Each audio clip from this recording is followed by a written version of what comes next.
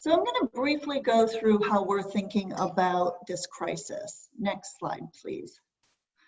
As we tried to lay out a wide range of possible scenarios for how this could play out and impact the economy. And we did it because we really wanted to bound the level of uncertainty that executives were having. So what we've laid out here is a 3x3 matrix. And the economic outcome is going to depend on two things. First is how quickly and effectively we can control this virus. So on the vertical axis of this matrix, you'll see three different responses for the virus. And the top row would be the best. It would say that we are rapid and effective in controlling the virus and bringing case levels down and not overwhelming the healthcare system. That would be something like China, and we would expect 6 to 8 weeks of shutdown before we would very slowly start to reopen the economy.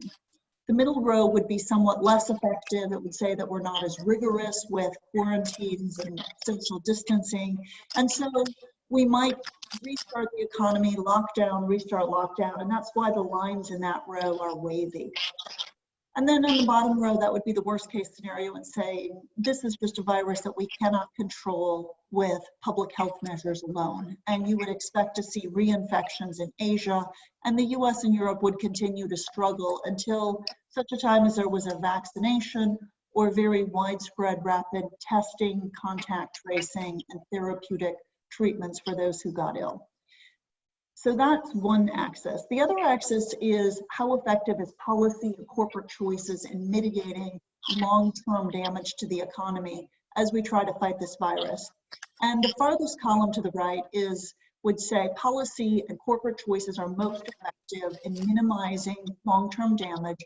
So we would furlough workers rather than have long-term unemployment, and we would try to limit corporate bankruptcies and small business closures so that when the virus was controlled, we could have the strongest possible economic rebound. The middle column would say we're only partially effective, so we'd see long-term unemployment rise, we would see some small business closures and corporate closures. And so when the virus was contained, it would be a slower recovery back to normal. And then the left column would be the worst case, saying either don't implement policy, which has not been the case in the United States, or it's ineffective. And that's a scenario where the containment of the virus itself would then lead to very high unemployment rates, lots of business closures that could infect the banking system and create a credit crisis and a banking crisis. And that's where we get these very long L-shaped type recoveries. So we've highlighted the top 4 boxes because we think that these are the most probable outcomes for countries around the world. Although the edge cases labeled scenarios B1 to 5 are certainly not off the table, and we'll be exploring those. But in any case, I think the message from our research is that even in the better scenarios, we're looking at a very severe shock to the economy in the second quarter. Next page, please.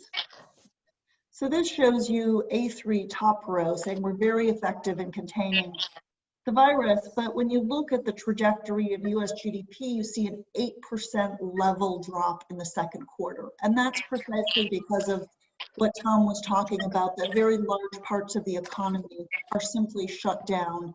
Companies not earning revenue, individuals not earning income. In this scenario, we'd get a strong bounce back by the end of 2020, but overall still have a decline in GDP for the entire year, similar to what we saw in 2009. Next page, please. And this shows you the middle box saying we're partially effective in containing the virus, we're partially effective in minimizing damage, and this is a much more prolonged downturn. You can see a steeper drop in Q2, terrible figures for 2020, and then it's not for several years until GDP returns to the level it was before the virus. And then last page, please. So to put this in perspective, we've mapped the declines in GDP in terms of the level against all the recessions in the US economy since 1900. And what you see is that the 8% drop in scenario A3 and the 13% drop in GDP in scenario A1 are the largest. You have to go all the way back to World War II in the 1940s or the Great Recession in the 1930s to see impacts of this magnitude.